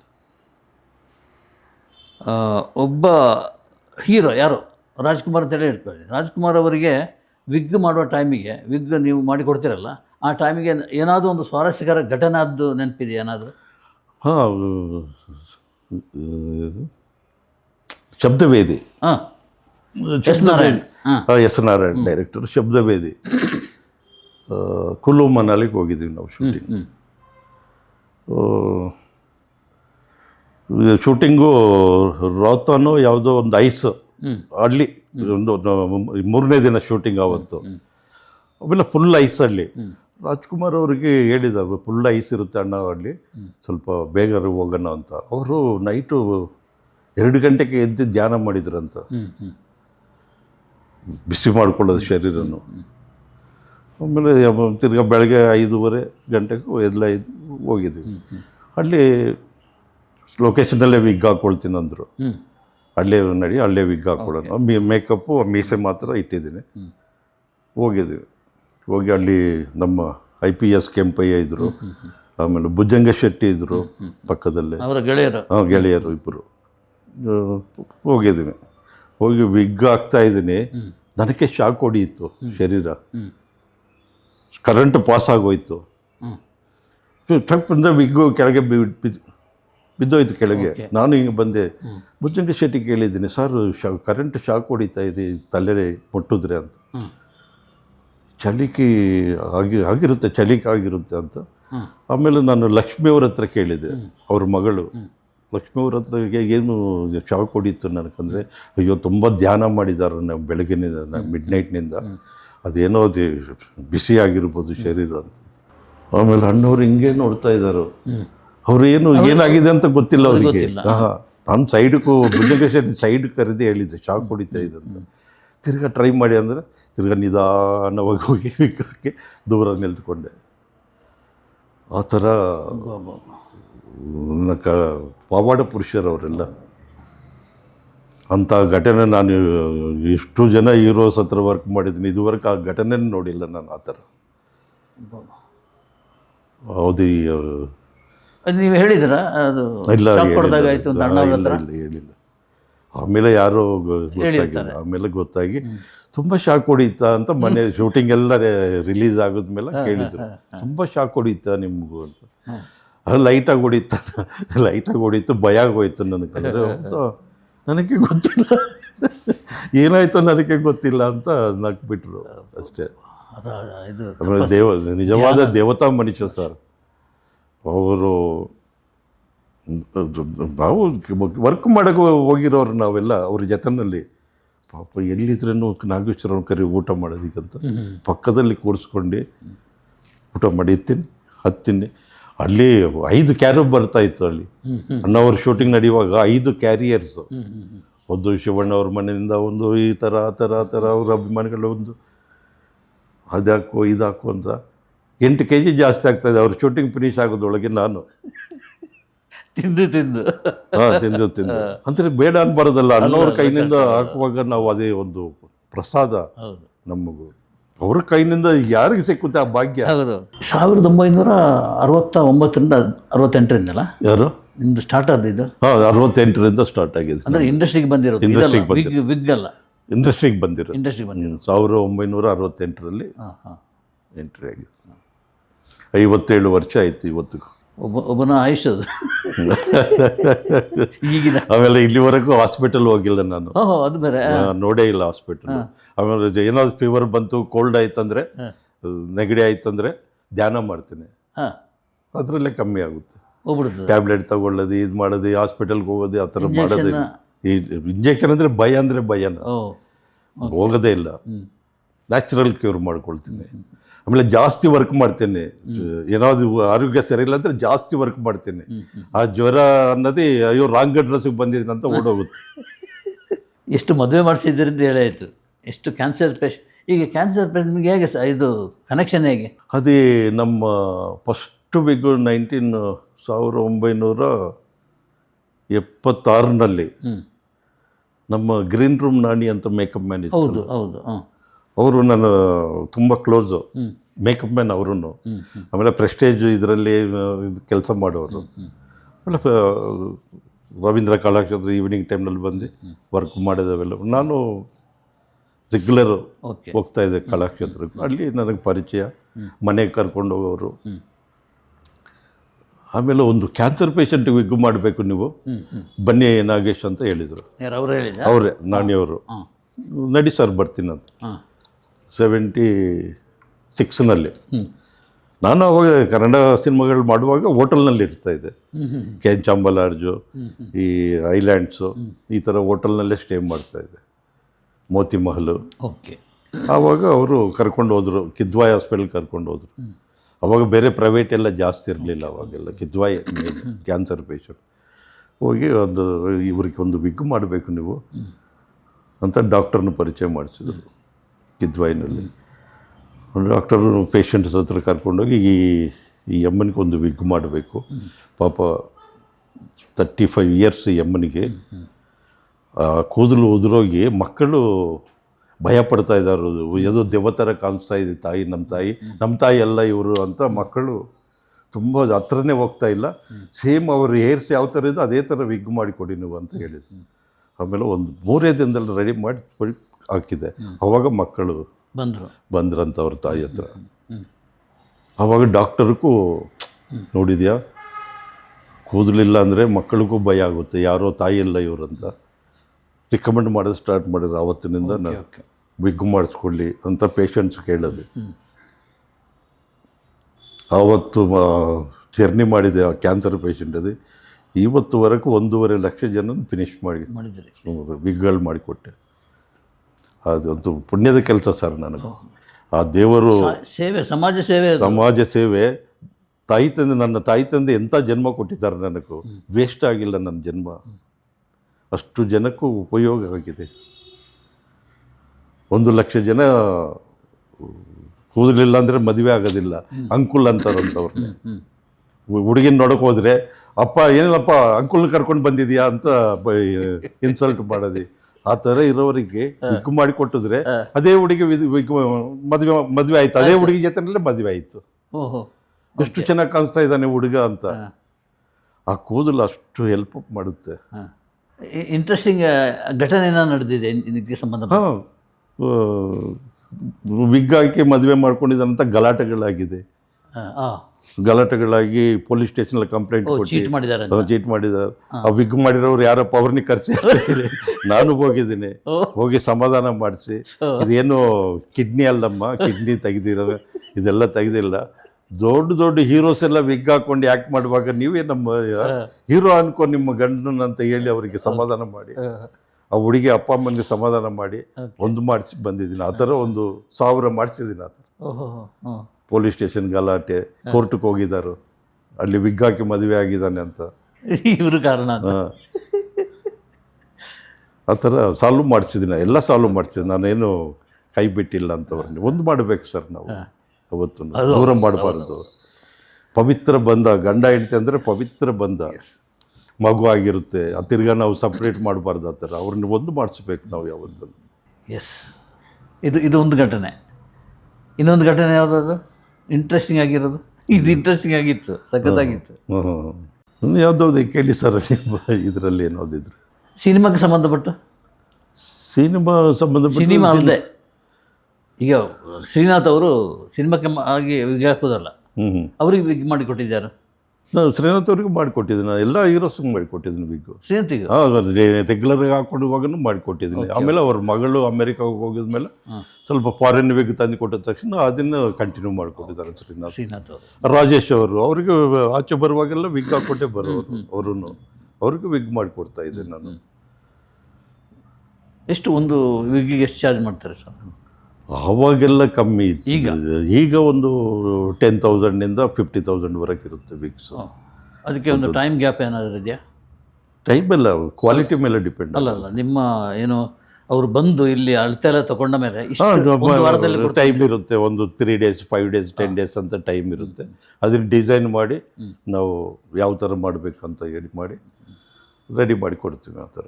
ಓಕೆ. ಒಟ್ಟು ಬಿಸ್ನೆಸ್ ಹೇಗಿದೆ ಸರ್ ಇದು? ಹಾಂ, ಚೆನ್ನಾಗಿದೆ, ಚೆನ್ನಾಗಿ ನಡೆಯುತ್ತೆ ಸರ್. ಯಾಕಂದರೆ ಚೆನ್ನಾಗಂದರೆ ನಾವು ಕಸ್ಟಮರ್ ಈಸ್ ದೇವರು, ಗ್ರಾಹಕರು ದೇವರು ಸಮಾನ. ಮನುಷ್ಯನೇ ಆಧಾರ. ಯಾವ ದೇವರು ಬಂದು ದುಡ್ಡು ಕೊಡೋದಿಲ್ಲ, ಮನುಷ್ಯನೇ ಬಂದು ದುಡ್ಡು ಕೊಡೋದು. ಅವ್ರನ್ನೇ ದೇವರ ಸಮಾನವಾಗಿ ನಾವು ನೋಡ್ಕೋಬೇಕು. ಅದಕ್ಕೆ ಆ ಸಮಾನವಾಗಿ ನಾನು ನೋಡ್ಕೊಳ್ತೀನಲ್ಲ, ನನ್ನ ಬಿಸ್ನೆಸ್ ದೋಖ ಇಲ್ಲ. ನೀವೇ ಬೇಕಂತ ಬರ್ತಾರೆ. ఎందుకంದರೆ ನಾನು ಪ್ರೀತಿ ಮಾಡ್ತೀನಿ, ದೇವರ ಸಮಾನವಾಗಿ ನೋಡ್ಕೊಳ್ತೀನಿ. ಯಾಕಂದರೆ ನಾನು ಇವತ್ತು ಕಾರ್ನಲ್ಲಿ ಓಡಾಡ್ತಾ ಇದ್ದೀನಿ. ಆ ಕಾರ್ ಕೊಟ್ಟಿರೋರು ಯಾರು? ಗ್ರಾಹಕರು. ಕಸ್ಟಮರ್. ನನಗೆ ಮನೆ ಕೊಟ್ಟಿರೋರು ಯಾರು? ಗ್ರಾಹಕರು. ಅದನ್ನೆಲ್ಲ ಮರೆತು ನಾನು ಕೇರ್ಲೆಸ್ ಮಾಡಬಾರ್ದು. ಆ ಥರ ಗ್ರಾಹಕರೇ ದೇವರು. ನಿಮ್ಮದು ವಿಗ್ಗ? ನಂದು ವಿಗ್ಗೆ. ಇದು ವಿಗ್ಗೆ ನಿಜವಾಗ್ಲು ವಿಗ್ಗು ಅಂದ್ರೆ ಪೂರ್ತಿ ಅಲ್ಲ 74 3 ಇಯರ್ಸ್ಗೂ ಈ ಅಲ್ಲ, ಅಲ್ಲ, ಎಷ್ಟು ಸರ್ ಪೂರ್ತಿ ವಿಗ್ಗ ಇಲ್ಲಿವರೆಗೆ ಇಷ್ಟೇ ಇಷ್ಟು ಚಿಕ್ಕ ವಿಗ್ಗು ಅದು ಫಿಕ್ಸ್ ಮಾಡ್ಲಿಕ್ಕೆ ಆಗುತ್ತೆ? ಫಿಕ್ಸ್ ಮಾಡ್ಕೊಂಡಿದ್ದೀನಿ. ಗೊತ್ತಾಗಲ್ಲ ಸರ್, ನಾನು ಇದೇ ತಮಾಷೆ ಥರ- ಹೇಳಿದ್ದದು. ಇದೇ ಥರ ಇದು ಇರುತ್ತೆ ಸೀರಿಯಸ್ ವಿಕ್ಸ್ ಅಂದ್ರೆ. ಆಯ್ತಲ್ಲಪ್ಪ. ಇದೇ ಥರ ಇರುತ್ತೆ ವಿಕ್ಸ್ ಅಂದರೆ. ಮತ್ತೆ ನನಗೊಂದು ಮಾಡಿಕೊಡಿ. ತಮಾಷೆ ಕೇಳಿದೆ ಅಷ್ಟೇ. ಇದಕ್ಕೆ ಈಗ ನಾನು ಬೇರೆಯವ್ರನ್ನ ಬ್ಯೂಟಿ ಮಾಡಬೇಕು, ನನ್ನ ಹತ್ರ ಮಾತಾಡುವಾಗ ನಾನು ಬ್ಯೂಟಿ ಇರಬೇಕು, ಬ್ಯೂಟಿ ಇರಬೇಕು, ಆಮೇಲೆ ನ್ಯಾಚುರಲ್ ಆಗಿ ನ್ಯಾಚುರಲ್ ಆಗಿರ್ಬೇಕು. ನಾನು ಅವ್ರಿಗೆ ಕೇಳ್ತೀನಿ ಇದು ಬಿಗ್ಗಪ್ಪ ಅಂತ ಹೇಳಿದ್ರೆ, ಹೌದಾ ಸರ್ ಇದು ಬಿಗ್ಗ, ಇದೇ ಥರ ಮಾಡಿಕೊಡಿ ನನಗೊಂದು. ನಾನು ಬಿಸ್ನೆಸ್ ಕ್ಯಾಚ್ ಮಾಡೋದಕ್ಕೆ ಹಾಕೊಂಡಿರೋದು. ಬ್ಯೂಟಿ ಇರಬೇಕು ನಾನು ಫಸ್ಟು. ನಾನು ಬೇರೆಯವ್ರನ್ನ ಬ್ಯೂಟಿ ಮಾಡುವಾಗ ನಾನು ಬ್ಯೂಟಿ ಇರಬೇಕು. ಅವಾಗ ನಮ್ಮ ಮೇಲೆ ನಂಬಿಕೆ ಬರುತ್ತೆ ಅವರಿಗೆ, ಒಬ್ಬ ಎಷ್ಟು ಚೆನ್ನಾಗಿದ್ದಾನೆ ಇವರು, ನನ್ನ ಇದೇ ಥರ ಮಾಡ್ಬೋದು ಅಂತ ಪ್ರೀತಿಯಿಂದ ಬರ್ತಾರೆ ಅವಾಗ. Okay okay. ನಿಮ್ಮ ಮದುವೆ ಟೈಮಿಗೆ ಈ ಕೆಲಸ ಮಾಡ್ತಾ ಇದ್ದೀರಾ? ಹಾಂ, ಮಾಡ್ತಾ ಇದ್ದೀನಲ್ಲ. ಹುಡುಗಿ ಹುಡುಗಿ ಒಪ್ಕೊಂಡ್ರ? ಹಾಂ, ಹುಡುಗಿ ಒಪ್ಕೊಂಡ್ರು. ನಮ್ಮ ಹೆಂಡತಿ ಕಡೆಯವರೆಲ್ಲ ಒಪ್ಕೊಂಡೇ ಮಾಡಿಸಿದ್ರು. ಅವರಿಗೆ ಈ ಕೂದಲು ವ್ಯವಹಾರ ಅದು ಇದು ಅಂತ ಹಾಗೆ ಆವಾಗ ಆ ಥರ ಏನಿಲ್ಲ. ಪಾಪ ಇನ್ಕಮ್ ಇದೆ, ಕಷ್ಟಪಡ್ತಾನೆ, ಒಳ್ಳೆ ಹುಡುಗ, ಯಾವ ಕೆಟ್ಟ ಅಭ್ಯಾಸಗಳಿಲ್ಲ, ಒಳ್ಳೆ ಹೀರೋ ಥರ ಇದ್ದಾನೆ, ಒಳ್ಳೆ ಗೆಟಪ್ ಇದ್ದೆ ನಾನು ಆ ಟೈಮ್ನಲ್ಲಿ. ಅಲ್ಲ ಈಗಲೇನು ಇವಾಗ ಏಜ್ ಆಗಿದೆ. ಅಲ್ಲ, ಏಜಿಗೆ ತಕ್ಕ ಹಾಗೆ ಕಳಕಳಿ ಆಗಿದ್ದೀರಿ. ಹೌದು, thank you sir, thank you very ತುಂಬ ಮಚ್. ಕಳಕಳಿ ಆಗಿದ್ದೀರಿ, ನಂಗೆ ಖುಷಿ ಆಗುತ್ತೆ. ಅವತ್ತು ಅದೇ ಆ ಕಳಕಳಿಯಾಗಿ ಇರಬೇಕಂದ್ರೆ ಮಕ್ಕಳಿಂದ ಆಗುತ್ತೆ. ಮಕ್ಕಳು ಯಾವತ್ತು ಸಕ್ಸಸ್ ಆಗ್ತಾರೋ ಅವತ್ತೇ ನಾವು ಕಳಕಳಿಯಾಗಿ ಆಗುತ್ತೀವಿ. ಮಕ್ಕಳು ಯಾವಾಗ ಫೇಲ್ಯೂರ್ ಆಗ್ತಾರೋ ಭಯ ಸ್ಟಾರ್ಟ್ ಆಗುತ್ತೆ, ಎಲ್ಲಿಂದ ಬಂದು ಹೊಡಿತಾರೋ ಅಂತ. ಮಕ್ಕಳು ಸಕ್ಸಸ್ ಮಾಡಬೇಕು. ಇಬ್ಬರು ಮಕ್ಕಳು ಇದನ್ನೇ ಮಾಡ್ತಾ ಇದ್ದಾರೆ. ನಮ್ಮ ಬಿಸ್ನೆಸ್ ನೋಡ್ಕೊಂಡು ಮಾಡ್ತಾ ಹೇಗೆ ಇದ್ದಾರೆ. ಹೊರಗಡೆ ಫಾರಿನ್ ಇದೆಲ್ಲ ಇದು ಮಕ್ಕಳು ಎಲ್ಲ ಚೆನ್ನಾಗಿ ಅಮೆರಿಕಾ, ನೈಜೀರಿಯಾ, ಫ್ರಾನ್ಸು, ಆಫ್ರಿಕಾ, ಅಲ್ಲೆಲ್ಲ ಕೆನ್ಯಾ ಎಲ್ಲ ಕಡೆ ಬ್ರಾಂಚಸ್ ಮಾಡಿದ್ದಾರೆ. ಮಾಡಿ ಒಳ್ಳೆ ಚೆನ್ನಾಗಿ ಕ್ಯಾಚ್ ಮಾಡಿದ್ದಾರೆ ಬಿಸ್ನೆಸ್. ಇಬ್ಬರು ಮಕ್ಕಳು ಚೆನ್ನಾಗಿ. ಅವ್ರಿಗೆ ಹಿಂಜರಿಕೆ ಏನಿಲ್ಲ? ಇಲ್ಲ, ಏನಿಲ್ಲ. ಅಪ್ಪ ಇಷ್ಟು ದೊಡ್ಡದಾಗಿ ಬೆಳೆದಿದ್ದಾರೆ, ನಾವು ಕೂಡ ಅದೇ. ಇಲ್ಲ, ಅವರು ಚೆನ್ನಾಗಿ ಓದಿದಾರಲ್ಲ, ಅದನ್ನ ಚೆನ್ನಾಗಿ ಇದರಿಂದ ನೀಟಾಗಿ ಮಾಡಿದ್ದಾರೆ. ಇನ್ನೂ ಡೆವಲಪ್ ಮಾಡಿದ್ದಾರೆ ವರ್ಕ್. ಮಿಷನರಿ ತರಿಸಿದ್ದಾರೆ, ಎಲ್ಲ ಒಳ್ಳೆ ಚೆನ್ನಾಗಿ ನೋಡ್ಕೊಳ್ತಾ ಇದ್ದಾರೆ ಬಿಸ್ನೆಸ್ ಎಲ್ಲ. ಈ ಹಂತದಲ್ಲಿ ನೀವು ಯಾಕೆ ಸಿನಿಮಾ ಮಾಡಬಾರ್ದು? ಸಿನಿಮಾ ಮಾಡ್ತಾ ಇರ್ತೀನಿ ನಾನು. ಯಾವಾಗ ಮಾಡ್ತೀನಿ? ಆಕ್ಟಿಂಗ್ ಅಲ್ಲ, ಇಲ್ಲ, ಪ್ರೊಡ್ಯೂಸ್ ಮಾಡ್ತಾ ಇದ್ದೀನಿ.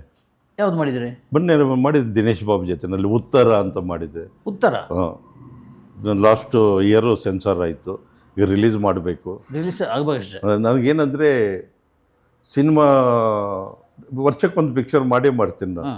ಸಿನಿಮಾ ಏನಕ್ಕಂದರೆ ನನ್ನ ಕಾಪಾಡಿರೋದೇ ಸಿನಿಮಾ ಫೀಲ್ಡು. ಓಕೆ.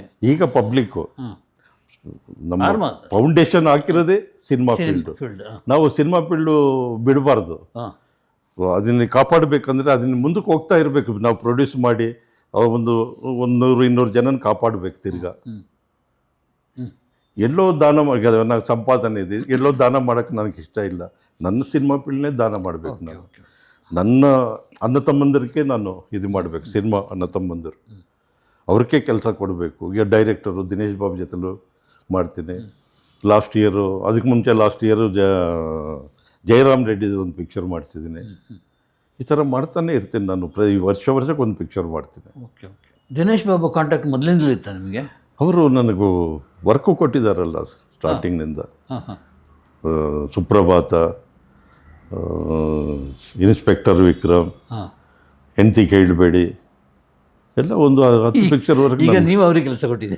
ಈಗ ಅಲ್ಲ, ನನ್ನ ಧರ್ಮ ಅದೇ. ಈಗ ಅವ್ರಿಗೆ ಕೆಲಸ ಇಲ್ಲ, ಸ್ವಲ್ಪ ಬಿಸಿ ಇಲ್ಲ, ಎಲ್ಲರೂ ಮರೆತು ಬಿಟ್ಟಿದ್ದಾರೆ. ಬಟ್ ನಾನು ತಿಂದಿದ್ದೀನಿ ಅವ್ರದ್ದು. ನನಗೆ ಕರೆದು ಕೆಲಸ ಕೊಟ್ಟಿದ್ದಾರೆ. ಈಗ ನಾನು ಕಾಪಾಡಬೇಕು ಅವ್ರನ್ನ ತಿರ್ಗಾ. ಅದೇ ಧರ್ಮ ಅದೇ. ವಂಡರ್ಫುಲ್. ಅದೊಂದು ಎಷ್ಟು ದಿವಸ? ಒಂದು ತಿಂಗಳು? 3 ಪಿಕ್ಚರು, 3 ವರ್ಷದಿಂದ 3 ಪಿಕ್ಚರ್ ಮಾಡಿಸಿದ್ದೀನಿ ಅವ್ರ ಜೊತೆ. ಅವ್ರ ಕೈನಲ್ಲಿ 3 ಪಿಕ್ಚರ್. ಉತ್ತರ, ಅಭ್ಯಂಜನ, ಇನ್ನೊಂದು ಪಿಕ್ಚರ್ ನಡೀತಾ ಇದೆ. ಒಳ್ಳೆ ಡೈರೆಕ್ಟರ್. ಒಳ್ಳೆ ಡೈರೆಕ್ಟರ್. ತುಂಬ. ನಿಮಗೆ ಭಾಷೆ ಹೇಗೆ? ಕನ್ನಡ ಮಾತಾಡ್ತಾರಾ? ಯಾರು? ದಿನೇಶ್ ಬಾಬು ನನಗೆ ಎಲ್ಲ ಭಾಷೆಗಳು ಬರುತ್ತೆ, ಯಾವ ಭಾಷೆ ಮಾತಾಡೋ ಆ ಭಾಷೆ ಮಾತಾಡ. ನೀವು ಮಲಯಾಳಿ ಮಾತಾಡ್ತೀರಿ? ಮಲಯಾಳಂ ಗೊತ್ತು, ತಮಿಳು ಗೊತ್ತು, ತೆಲುಗು, ವ್ಯವಹಾರದಲ್ಲಿ ಕನ್ನಡ, ಹಿಂದಿ, ಮರಾಠಿ ಎಲ್ಲ ಲ್ಯಾಂಗ್ವೇಜ್ ಕಲ್ತಿದ್ದೀನಿ ನಾನು. ಆಮೇಲೆ ಓದಿಲ್ಲ, 8 ಲ್ಯಾಂಗ್ವೇಜ್ ಬರಿತೀನಿ, ಆ ಥರ ಕಲ್ತಿದ್ದೀನಿ ನಾನು. ಅಲ್ಲ, ನೀವು ಪದೇ ಪದೇ ಓದಿಲ್ಲ ಅಂದರೆ ಅದೊಂದು ಇನ್ಫೀರಿಯಾರಿಟಿ ಕಾಂಪ್ಲೆಕ್ಸ್ ನಿಮ್ಮ ಮೇಲೆ ಇದೆ. ಓದಿರೋರ್ನ ಆ ಟೀಚರ್ಸನ್ನು ನೋಡಿದ್ರೆ ನನಗೆ ಈಗ ನನಗೆ 10 ವರ್ಷ ಇದ್ರೆ ಚೆನ್ನಾಗಿರ್ತದೆ, ಸ್ಕೂಲ್ಗೆ ಹೋಗ್ತಾ ಇದೆ ಅಂತ ಆಚೆಗಳು ಬರುತ್ತೆ. ಅದಕ್ಕೆ ತುಂಬ ನೋವು ಪಡ್ತೀನಿ ನಾನು. ಅಯ್ಯೋ ಓದಿಲ್ಲ ನಾನು, ಈಗ ಓದಿ ಇನ್ನೂ ಎಷ್ಟೋ ಒಂದು IAS ಆಫೀಸರ್ ಆಗಬೇಕಾಯ್ತು, ಒಂದು ಇದಾಗಬೇಕಾಯ್ತು. ನನ್ನ ತುಂಬ ಟ್ಯಾಲೆಂಟ್, ನಾನು ತುಂಬ ಶಕ್ತಿ ಇರಲಿಲ್ಲ ಚಿಕ್ಕ ವಯಸ್ಸಿನಲ್ಲಿ. ಈಗ 10 ವರ್ಷ ಇದ್ದರೆ ಚೆನ್ನಾಗಿರ್ತಾಯಿತ್ತು, ನನಗೂ ಸ್ಕೂಲ್ಗೆ ಹೋಗ್ಬೋದಾಯ್ತು ಅಂತ ತುಂಬ ಆಸೆ ಪಡ್ತೀನಿ ನಾನು. ಎಂಥ ಆಸೆ ಸರ್! ಆ ಟೀಚರ್ಸನ್ನು ದೇವ್ರ ಸಮಾನವಾಗಿ ನೋಡ್ಕೊಳ್ತೀನಿ. ಎಂಥ ಅದ್ಭುತ ಆ ಟೀಚರ್ಸ್, ಎಷ್ಟು ಜನನು ಡೆವಲಪ್ ಮಾಡಿ, ಒಬ್ಬನ IAS ಮಾಡಿ, ಒಬ್ಬನು IPS ಮಾಡಿ, ಒಬ್ಬನು ಎಲ್ಲ ಮಾಡ್ತಾ ಇರ್ತಾರೆ ಟೀಚರ್ಸು. ನಾನು ಒಂದು ಸ್ಟೂಡೆಂಟ್ ಆಗಿದ್ರೆ ಚೆನ್ನಾಗಿರ್ತೈತೆ ಅಂತ ತುಂಬ. ಎಸ್, ನೀಷ್ಟು ಜನ್ಮ ಅನ್ನೋದಿದ್ರೆ ಚೆನ್ನಾಗಿ ಓದ್ತೀನಿ. ಬಟ್ ಓದಿರೋದಕ್ಕಿಂತ ಹೆಚ್ಚಿನ ಜನಪ್ರಿಯತೆ, ದುಡ್ಡು ಎಲ್ಲ ಬಂತಲ್ಲ ನಿಮಗೆ? ಅದು ಮುಖ್ಯ ಅಲ್ಲ ಸರ್, ಜನಪ್ರಿಯತೆ ಇವೆಲ್ಲ ಮುಖ್ಯ ಅಲ್ಲ. ಇನ್ನೂ ಏನೋ ಮಾಡಬೇಕಾಯ್ತು, ನಾನು ಇನ್ನೂ ಸಾಧನೆ ಮಾಡಿಲ್ಲ, ಇನ್ನೂ ಏನೇನೋ ಇದೆ ನನ್ನ ಇದರಲ್ಲಿ. ಇವಾಗಲೂ ಇದು ಮಾಡಬೇಕು, ವಯಸ್ಸಾಗ್ತಾ ಇದೆ, ಇನ್ನೂ ಸಾಧನೆ ಮಾಡ್ತೀನೋ ಇಲ್ವೋ, ನಾನು ಏನೇನೋ ಅಂದ್ಕೊಂಡಿದ್ದೀನಿ, ಏನೇನೋ ಮಾಡಬೇಕಂತ ಅಂದ್ಕೊಂಡಿದ್ದೀನಿ. ಏನಿದೆ ನಿಮ್ಮ ಪ್ರಾಜೆಕ್ಟ್ನಲ್ಲಿ? 1 ಲಕ್ಷ ಜನಕ್ಕೂ ಸಂಬಳ ಕೊಡಬೇಕಂತ ಇದ್ದೀನಿ. ಅದು ಸಾಧನೆ ಆಗ್ತಾ ಇಲ್ಲ ನನ್ನ ಕೈನಲ್ಲಿ. ಒಂದು ಹೆಲಿಕಾಪ್ಟರ್ನಲ್ಲಿ ಪರ್ಚೇಸ್ ಮಾಡಿ ಓಡಾಡಬೇಕಂತ ಇದ್ದೀನಿ, ಆಗ್ತಾ ಇಲ್ಲ. ತುಂಬ ಡ್ರೀಮ್ಸ್ ಇಟ್ಕೊಂಡಿದ್ದೀನಿ, ಚಿಕ್ಕ ವಯಸ್ಸಿನಿಂದ ತುಂಬ ಡ್ರೀಮ್ಸ್ ಇಟ್ಕೊಂಡು. ಹೀರೋ ಯಾವ ಥರ ಮನೆ ಇರುತ್ತೋ ಆ ಥರ ಕಟ್ಟಬೇಕು, ನಾನು ಕಟ್ಟಿದ್ದೀನಿ. ಮನೆ ಕಟ್ಟಿದ್ದೀನಿ. ಹೀರೋಗಳು ಯಾವ ಥರ ಕಾರ್ ತಗೊಳ್ತಾರೋ ಆ ಥರ ನಾನು ಓಡಾಡಬೇಕು, ತಗೊಂಡಿದ್ದೀನಿ. ಹೆಲಿಕಾಪ್ಟರ್ ತಗೋಬೇಕು ನಾನು ಅಂತ ಅಂದ್ಕೊಂಡಿದ್ದೀನಿ. ಆಗುತ್ತದೋ ಇಲ್ವೋ, ನನ್ನ ಡ್ರೀಮ್ ಅದೇ. ಆಗುತ್ತದೋ ಇಲ್ವೋ ಬಿಟ್ಬಿಡಿ, ಬಟ್ ಡ್ರೀಮ್ಸ್ ಇರಬೇಕು, ಕನಸು ಕಾಣಬೇಕು. ನಾನು ಓದಿಲ್ಲ, ನನ್ನ ಇಷ್ಟೇ, ನನ್ನ ಲೈಫ್ ಇಷ್ಟೇ, ನಮ್ಮ ಅಪ್ಪ ಏನು ಮಾಡಿಲ್ಲ, ನಮ್ಮ ತಾಯಿ ಏನು ಮಾಡಿಲ್ಲ, ನಮ್ಮ ಅಣ್ಣ ಏನು ಕೊಟ್ಟಿಲ್ಲ ಅಂತ ಅದಲ್ಲ. ಹುಟ್ಟಿರುವಾಗ ಬಡವನಾಗಿ ಹುಟ್ಟಿರಿ, ಸಾಯುವಾಗ ಶ್ರೀಮಂತನಾಗಿ ಸಾಯಬೇಕು. ಇಂಥ ಬ್ರೈನ್ ನಂದೆ. ಮಾರ್ಸಕ್ಕೆ ಹೋಗಿ ಫೋಟೋ ತಗೊಂಡು ಬರ್ತಾ ಇದ್ದೀನಿ. ನಾನು ಮಾಡಿಲ್ಲ, ಮನುಷ್ಯನೇ ಎಲ್ಲ ಮಾಡಿರೋದು. ಬ್ರೈನು ಸಾಕು, ನನಗೆ ಇಷ್ಟೇ ಸಾಕು. ಆಮೇಲೆ ನಿದ್ರೆ, ಊಟ ಮಾಡಿದ ತಕ್ಷಣ ನಿದ್ರೆ ಮಾಡೋದು, ಮಧ್ಯಾಹ್ನ ನಿದ್ರೆ ಮಾಡೋದು, ಸತ್ತದ ಮೇಲೆ ಫುಲ್ಲು ನಿದ್ರೆನೇ ಮಾಡಬೇಕು. ಅದೇ ಸತ್ತದ ಮೇಲೆ ಫುಲ್ಲು ನಿದ್ರೆದಲ್ಲೇ ಇರ್ತಾನಲ್ಲ. ಶಂಕರ್ನಾಗ್ ಪದೇ ಪದೇ ಹೇಳ್ತಿದ್ದ ಇದನ್ನೇ ನಿದ್ರೆದಲ್ಲೇ ಹೋಗ್ತಾರೆ ಜನ. 70 ವರ್ಷ ನನ್ನ ಜೀವನ, 35 ವರ್ಷ ನಿದ್ರೆದಲ್ಲೇ ಹೋಗ್ತಾನೆ, 25 ವರ್ಷ ಸ್ಟೂಡೆಂಟು, ಮಧ್ಯದಲ್ಲಿರೋದು 10 ವರ್ಷ. ಅದನ್ನು ಸರಿಯಾಗಿ ಕೆಲಸ ಮಾಡೋದಿಲ್ಲ, ಮಧ್ಯಾಹ್ನ ನಿದ್ರೆ ಮಾಡ್ತಾನೆ. ಆಸ್ತಿ ಪಾಸ್ತಿ ಏನು ಮಾಡ್ಕೊಂಡಿದ್ದೀರಿ ಈಗ? ಆಸ್ತಿ ಮಾಡಿದ್ದೀನಿ. ಸೈಟ್ ಇದೆ, ಮನೆ ಇದೆ, ಮಕ್ಕಳಿಗೂ ಮನೆ ಇದೆ, ನಾನು ಸಂಪಾದನೆ ಮಾಡಿರೋದು ಮನೆ ಇದೆ. ಓಕೆ. ಸೊ 150 ಜನ ಕೆಲಸ ಮಾಡ್ತಾ ಇದ್ದಾರೆ ನಮ್ಮ ಕಂಪನಿನಲ್ಲಿ. ಒಳ್ಳೆ ಚೆನ್ನಾಗಿ ಸಪೋರ್ಟ್ ಕೊಡ್ತಾರೆ 150 ಜನ. ಅವ್ರನಿಂದನೇ ಎಲ್ಲ ಡೆವಲಪ್ ಆಗೋದು, ನಾವು ಒಬ್ಬನಿಂದ ಏನಾಗುತ್ತೆ? ಮೇಯ್ನು ನಮ್ಮ ಕೆಲಸ ಮಾಡಿದರೆ ನಾವು ಬಿಸ್ನೆಸ್ ಮಾಡಬೇಕಾಗುತ್ತೆ. ನಾನೊಬ್ಬನೇ ಕೂತ್ಕೊಂಡು ಏನು ಮಾಡೋಕ್ಕಾಗುತ್ತೆ? ಅವರೇ ನಮ್ಮ ಕೆಲಸ ಮಾಡೋರೇ ದೇವರು ನನಗೆ. ಈಗ ಒಳ್ಳೆ ರೆಸ್ಪೆಕ್ಟ್ ನಿಮ್ಮ ಸಮಾಜದಿಂದ. ಆಸ್ತಿ ಇವೆಲ್ಲ ಹೆಸರು ಬಂದ ಮೇಲೆ ಈಗ ಅವೆಲ್ಲ ಏನು ಇಲ್ಲವೇ ಇಲ್ಲ. ಅಂಥದ್ದೆಲ್ಲ ಒಳ್ಳೆ ಪೊಸಿಷನಲ್ಲಿದ್ರೆ ಫಸ್ಟ್ ಪತ್ರಿಕೆ ನಿಮಗೆ ಕೊಡ್ತಾರೆ. ಒಳ್ಳೆ ಪೊಸಿಷನಲ್ಲಿದ್ದರೆ ತಂಗಿಗೆ ಕೊಡೋದಿಲ್ಲ, ತಂಗಿ ಅನ್ನ ತಮ್ಮಂದ್ರು ಕೊಡೋದಿಲ್ಲ. ಯಾರು ಒಳ್ಳೆ ಪೊಸಿಷನಲ್ಲ ಅವ್ರಿಗೆ ಹೋಗಿ ಫಸ್ಟ್ ನೀವು ಬಂದ್ರೇ ಸರ್ ಮದುವೆ ತಾಳಿ ಕಟ್ಟೋದಲ್ಲಿ ಅಂತಾನೆ. ಈಗ ದುಡ್ಡಿದ್ರೆ ಆ ಥರ ಆಗಿದೆ ಪ್ರಪಂಚ. ದುಡ್ಡು ಸಂಪಾದನೆ, ದುಡ್ಡಿರಬೇಕು. ಈಗಿನ ಇಂಡಸ್ಟ್ರಿ ಬಗ್ಗೆ ಏನು ಹೇಳ್ತೀರಿ? ಈಗಿನ ಇಂಡಸ್ಟ್ರಿ ನಾನು ಹೋಗ್ತಾನೆ ಇಲ್ಲಲ್ಲ. ನೀವು ಕೇಳಿರ್ತೀರಲ್ಲ, ಈಗ ಸಿನಿಮಾ ಓಡಲ್ಲ, ಸಿನಿಮಾ ಓಡೋದಿಲ್ಲ ಅಂದರೆ ಈಗ ಡೈರೆಕ್ಟರ್ಸು, ಪ್ರೊಡ್ಯೂಸರ್ಸ್ಗೆ ಏನು ಗೊತ್ತಿರೋದಿಲ್ಲ. ಯಾವುದೋ ಒಂದು ಜಮೀನು, 1 ಎಕರೆ ಜಮೀನು ಮಾಡ್ಕೊಂಡು ಸೇಲ್ ಮಾಡ್ಕೊಂಡು ಬಂದು ಅದು ವ್ಯಾಲ್ಯೂ ಗೊತ್ತಿರೋದಿಲ್ಲ, ಆ ದುಡ್ಡಿನ ವ್ಯಾಲ್ಯೂ ಗೊತ್ತಿರೋದಿಲ್ಲ. 1 ಕೋಟಿ 2 ಕೋಟಿ ತೊಗೊಂಡು ಬರೋದೇ ಒಂದು ಸಿನಿಮಾ ಸ್ಟಾರ್ಟ್. ಅವನು ಯಾರು ಡೈರೆಕ್ಟರ್ ಅನುಭವ ಇದೆ ಏನಿದೆ ಅವನಿಗೇನು ಗೊತ್ತಿಲ್ಲ. ಒಂದು ಡೈರೆಕ್ಟರ್ ಬೇಕು ಅವನು, ಸರ್ ಹಿಂಗೆ ಸರ್ ಕತೆ, ಹಾಂ ಸರಿ ಮಾಡ್ತಾನೆ 100 ದಿನ 200 ದಿನ ಶೂಟಿಂಗ್ ಮಾಡಿ ಏನೂ ಇರೋದಿಲ್ಲ ಪಿಕ್ಚರ್ನಲ್ಲಿ. ಯಾರು ನೋಡ್ತಾರೆ ಆ ಥರ ಪಿಕ್ಚರ್ಸು? ನೋಡಿ, ಆ ತಮಿಳು ತೆಲುಗು ಅದ್ರ ಮೇಲೇ ಕಾನ್ಸಂಟ್ರೇಟ್ ಮಾಡ್ತಾರೆ, ಅದ್ರ ಮೇಲೇ ಇದು ಮಾಡ್ಕೊಂಡ್ಬಿಡ್ತಾರೆ.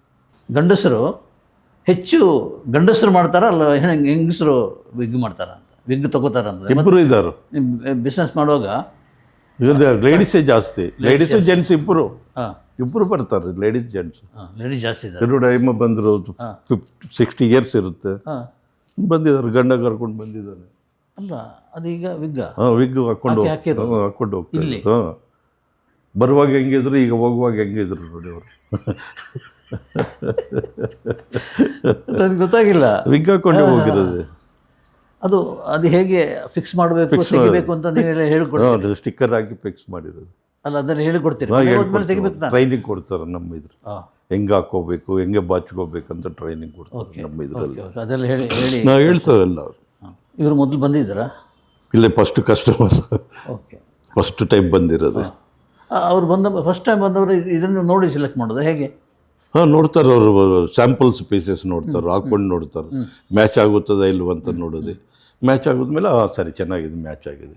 ಇನ್ನೂ ಯಾವುದು ಮ್ಯಾಚ್ ಆಗಿಲ್ಲ ಅಂದರೆ ಆರ್ಡರ್ ಕೊಡ್ತಾರೆ, ಕಸ್ಟಮೈಡ್, ಅಂತಿಮ ಅದನ್ನೇ ಕಸ್ಟಮೈಡ್ ಆರ್ಡರ್ ಕೊಟ್ಟು ಅವ್ರಿಗೆ ಯಾವ ಥರ ಬೇಕೋ, ಚಿಕ್ಕ ವಯಸ್ಸಿನಲ್ಲಿ ಅವ್ರ ಫೋಟೋ ಒಂದು ತಗೊಂಡು ಆ ಫೋಟೋ ಥರನೇ ಮಾಡಿಕೊಡ್ತೀವಿ. ಓಕೆ ಓಕೆ, ಆ ಥರ ಓಕೆ ಆಗುತ್ತೆ ಅವಾಗ. ನಿಮ್ಗೆ ನಿಮ್ಮ ಕಡೆಯಿಂದ ಏನಾದರೂ ಹೇಳೋದಿತ್ತಾ? ನನ್ನ ಪ್ರಶ್ನೆ ಅಲ್ಲದೆ ಎಲ್ಲ ಹೇಳಬೇಕು ಅಂತ ಅನಿಸಿದ್ದು ಎಲ್ಲ ನೀವು ಎಲ್ಲ ಕೇಳ್ತೀರ. ಇನ್ನೇನು ನಾವು ತುಂಬ ಸೀನಿಯರ್ ಅಲ್ಲ, ತುಂಬ ಚೆನ್ನಾಗಿ ಕ್ಯಾಚ್ ಮಾಡ್ಕೊಳ್ತಾರಲ್ಲ. ತುಂಬ ಖುಷಿಯಲ್ಲಿದ್ರಿ, ಆರಾಮ. ಅದು ತುಂಬ 23 ವರ್ಷದ ಹಿಂದೆ ಬಂದಾಗ ನಿಮ್ಮ ಮುಖ ನೋಡಿದರೆ ಅವಾಗ ಅಯ್ಯೋ ಪಾಪ ಅಂತ ಅನಿಸ್ತು. ಅವಾಗೆಲ್ಲ ತುಂಬ ಡ್ರಿಂಕ್ಸ್ ಮಾಡಿ, ತುಂಬ ದುಡ್ಡು ಎಲ್ಲ ಮನೆಗೆ ಬಂದರೆ ಮನೆಯೆಲ್ಲ ಹಿಂಸೆ ಮಾಡೋರು, ಆಚೆ ಹೋದರೆ ಸಾಲ ಕೊಟ್ಟಿರೋರು ಹಿಂಸೆ ಮಾಡೋರು. ಇದರಲ್ಲಿ ಮಧ್ಯದಲ್ಲಿ ನೀವು ಬಂದಿದ್ದೀರಿ.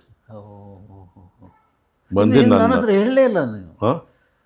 ಒಂದು ಆರ್ಟಿಕಲ್, ಒಂದು ಪತ್ರಿಕೆಯಲ್ಲಿ ಪ್ರಿಂಟ್ ಆಗಿರೋ ಆರ್ಟಿಕಲ್ ಒಂದು ಬದುಕನ್ನೇ ಚೇಂಜ್ ಮಾಡ್ತದೆ ಅಂತೇಳಿ ನನ್ನ ಹತ್ರ ಹೇಳಲೇ ಇಲ್ಲ. ನನ್ನ ಇಲ್ಲ, ಇವಾಗ ಈಗ ಹೇಳ್ತಾ ಇದ್ದೀರಿ, ಈಗ ನೀವು ಬಂದಿದ್ರಲ್ಲ ತಿರುಗಿ, ಅದಕ್ಕೆ. ಹೌದೌದು, ಅದೇ ನನಗೂ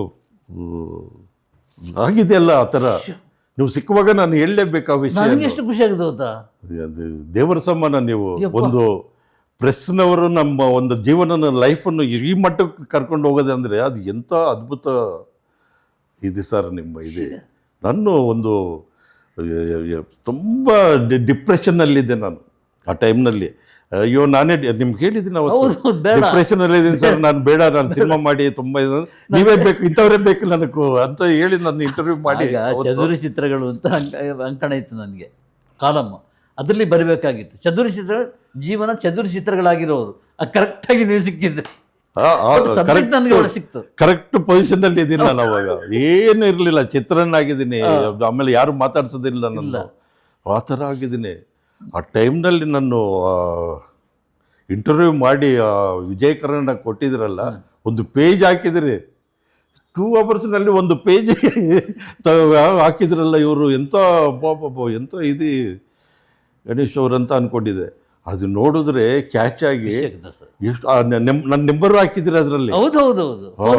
ಫೋನ್ ನಂಬರು ಸ್ಟಾರ್ಟ್ ಆಯಿತು. ನನಗೂ ತಿರುಗಿ ಒಂದು 10 ವರ್ಷ ತಿರುಗಿ ನೋಡಿಲ್ಲ ನಾನು ಹಿಂದಕ್ಕೂ. ನಿಮ್ಮ ಹತ್ರ ಮಾತಾಡೋಕ್ಕೂ ಟೈಮ್ ಇರಲಿಲ್ಲ ಆ ಟೈಮ್ನಲ್ಲಿ. ಆಮೇಲೆ ಮಾಡ್ತೀನಿ. ತುಂಬ ಚೇಂಜ್, ಲೈಫೇ ಚೇಂಜ್ ಮಾಡಿಸಿಟ್ಟಿದ್ರೆ ನಮ್ಮನ್ನು. ಇವತ್ತು ನಾನು ಇಲ್ಲಿ ಕೂತ್ಕೊಂಡಿದ್ರೆ ಅಂದರೆ ನೀವೇ ಕಾರಣ. ಏನು ಸರ್ ಇದು, ತುಂಬ ಸಂತೋಷ ಸರ್ ನೀವು ಮಾಡಿದ್ರೆ. ನಿಮ್ಗೆ ಆಗುವ ಸಂತೋಷಕ್ಕಿಂತ ಹೆಚ್ಚು ಸಂತೋಷ ನನಗೆ ಅಲ್ಲ, ಜೀವನನೇ ಚೇಂಜ್ ಮಾಡಿದ್ರಲ್ಲ. ಲೈಫ್ ನಾಗೇಶ್ವರವನ್ನ ಅವತ್ತೇ ಎಂಡ್ ಆಗ್ತಾ ಇತ್ತು ಈ ಪ್ರಾಣ. ಅಯ್ಯೋ, ಆಮೇಲೆ ಅದು ಇಲ್ಲ, ನಾನು ಡಿಸೈಡ್ ಆಗಿದೆ, ಬದುಕದೇ ಬೇಡ. ಇಷ್ಟು ಹೆಸರು ತಗೊಂಡು, ಇಷ್ಟು ದೊಡ್ಡ ಸ್ಟಾರ್ಸ್ ಹತ್ರ ವರ್ಕ್ ಮಾಡ್ಕೊಂಡು ಅದು ಸಿನಿಮಾ ಮಾಡಿದ್ರೆ ನಾನೇನು ಅಪರಾಧ ಮಾಡಿಲ್ಲ. ಅದೇ ಇಲ್ಲ, ನಾನೇನು ತಿಂದಿದ್ದೀನಿ ಅಲ್ಲಿ, ಏನೂ ಇಲ್ಲ. ನಾನು 1000 ಜನಕ್ಕೆ ಊಟ ಹಾಕಿದ್ದೀನಿ, 1000 ಜನಕ್ಕೆ ಕೈ ತುಂಬ ದುಡ್ಡು ಕೊಟ್ಟಿದ್ದೀನಿ. ಆ ದುಡ್ಡು ತಗೊಂಡು ಹೋಗಿ ಅವ್ರ ಅಪ್ಪಮ್ಮನ ಕಾಪಾಡ್ತಾರೋ. ಒಬ್ಬನು ಮನೆ ಕಟ್ಟುವಾಗ ಸಿಮೆಂಟ್ ತಗೊಳ್ತಾನೆ, ಸ್ಟೀಲ್ ತಗೊಳ್ತಾನೆ, ಇನ್ನೊಬ್ಬನ ತಂಗಿ ಮದುವೆ ಮಾಡ್ತಾ ಇರ್ತಾನೆ. ಎಂಥ ಅದ್ಭುತ ಸಿನಿಮಾ ಮಾಡಿದ ಪ್ರೊಡ್ಯೂಸರ್ಗೂ. ಈ ಥರ ಅದೃಷ್ಟ ಯಾರಿಗೆ ಸರ್ ಸಿಗುತ್ತೆ? ಸಿಗಲ್ಲ. ಆಮೇಲೆ ತಿರ್ಗಾ ನಿಮ್ಮಂಥ ದೇವರು ಬಂದು ಕಾಪಾಡಿದ್ದಾರೆ. ನನ್ನ ಒಂದು ಮಾತಿದೆ ಇದು ಕತೆ ಅಲ್ಲ ಸರ್, ರಿಯಲ್ ಆಗಿ ನಡೆದಿರೋ ಘಟನೆ ಇದೆ. ನನಗೆ ಏನೋ ಮುಜುಗರ ಆಗ್ತಾ ಇದೆ. ನಾನು ಹೇಳ್ತೇನೆ, ದೇವರು ಸಿಕ್ಕಾಪಟ್ಟೆ ಬ್ಯುಸಿಯಾಗಿರ್ತಾರಂತೆ, ಇಡೀ ಲೋಕವನ್ನೇ ನೋಡ್ಕೋಬೇಕಲ್ಲ. ಆಗ ಯಾರನ್ನೋ ಒಬ್ಬರನ್ನು ಕಳಿಸ್ತಾರೆ. ಬಹುಶಃ ನನ್ನನ್ನು ಕಳಿಸಿರ್ಬೋದು ಏನೋ ಗೊತ್ತಿಲ್ಲ. ಮನುಷ್ಯನೇ ಸರ್, ಮನುಷ್ಯನಿಗೆ ಮನುಷ್ಯನೇ ಆಧಾರ, ಮನುಷ್ಯನೇ ದೇವರು. ನನ್ನ ಇದರಲ್ಲಿ ನೀವು ಎಲ್ಲೇ ಹೋಗಿ ಪ್ರಪಂಚದಲ್ಲಿ ನಿಮ್ಮನ್ನು ಮೇಲಕ್ಕೆ ಹಿಂಗೆ ಮಾಡಬೇಕಂದ್ರೆ ಮನುಷ್ಯನೇ ಬರಬೇಕು. ಹೌದೌದು. ಯಾವ ದೇವರು ಬರೋದಿಲ್ಲ. ನೋಡಿದ್ರ ನೀವು ದೇವರಲ್ಲಿ? ನೋಡಿಲ್ಲಲ್ಲ. ದೇವರು ಏನಕ್ಕೆ? ನನಗೆ ಆಕ್ಸಿಡೆಂಟ್ ಆಗಬಾರ್ದು, ನಾನು ಕೆಟ್ಟವರು ಯಾರು ನನ್ನ ಮುಂದೆ ಬರಬಾರ್ದು ಸ್ವಾಮಿ ಅಂತ ಬೇಡ್ಕೊಳ್ತೀನಿ. ನಾನು ಕೆಲಸ ಕೊಡೋದು ಇದೆಲ್ಲ ಕೊಡೋದು ಮನುಷ್ಯನೇ ದೇವರು. ಎಸ್, ದೇವರು ನನಗೆ ಅಷ್ಟೇ ಸಹಾಯ ಮಾಡಬೇಕು. ಕೆಟ್ಟವರು ನನ್ನ ಮುಂದೆ ಬರಬೇಡಿ, ನನ್ನ ಮೋಸ ಮಾಡೋರು ನಮ್ಮ ಮುಂದೆ ಬರಬಾರ್ದು ಅಂತ ಬೇಡ್ಕೊಳ್ತೀನಿ. ನಾನು ಎಲ್ಲಾವುದು ಆಕ್ಸಿಡೆಂಟ್ ಆಗಬಾರ್ದು, ಹೋದರೆ ಪ್ರಾಣ ಹೋಗಬೇಕು. ಅರ್ಧ ಹೋಯ್ತು, ಅರ್ಧ ಇದ್ರೆ ಅದಕ್ಕಂತ ಕೆಟ್ಟು ಬೇರೆ ಯಾವುದಿರೋದಿಲ್ಲ. ಇಷ್ಟು ವರ್ಷ ಕಾಪಾಡ್ಕೊಂಡು ಬಂದಿದ್ದೀನಿ. ದೇವರು ನೀವು ಎಲ್ಲರೂ ಸೇರಿ ನಾನು ಕಾಪಾಡಿದ್ದೀರ. ಇನ್ನು ಮುಂದಕ್ಕೂ ನೀವೆಲ್ಲ ನನಗೆ ಸಪೋರ್ಟ್ ಇರ್ತೀರ. ಖಂಡಿತ ಖಂಡಿತ. Thank you. ತುಂಬ ಧನ್ಯವಾದಗಳು ಸರ್. ಈ ಹೆಸರಿಟ್ಟಿರೋದೇ ನೀವೇ. ನಾನು ಹೇಳ್ತಿದ್ದೆ ಇರಲಿ. ಈಗ ನಿಮಗೆ ಒಂದು ವಿಗ್, ಒಂದು ಟೋಪನ್, ಇದರ ಹಿನ್ನೆಲೆಯಲ್ಲಿ ಇರುವ ಕತೆ ಎಲ್ಲ ಗೊತ್ತಾಗಿರಬೇಕು ನಿಮಗೆ. ಎಂಥ ಅದ್ಭುತವಾದ ಕತೆ ಇದೆ, ಎಂಥ ರೋಚಕವಾದಂಥ ಇನ್ಸಿಡೆಂಟ್ಗಳಿದೆ, ಎಲ್ಲವನ್ನ ನಮ್ಮ ನಾಗೇಶ್ವರರಾವ್ ಅವರು ಹೇಳಿದ್ದಾರೆ. ಇದು ವಿಗ್ಗಿನ ಕತೆ. Thank you very much.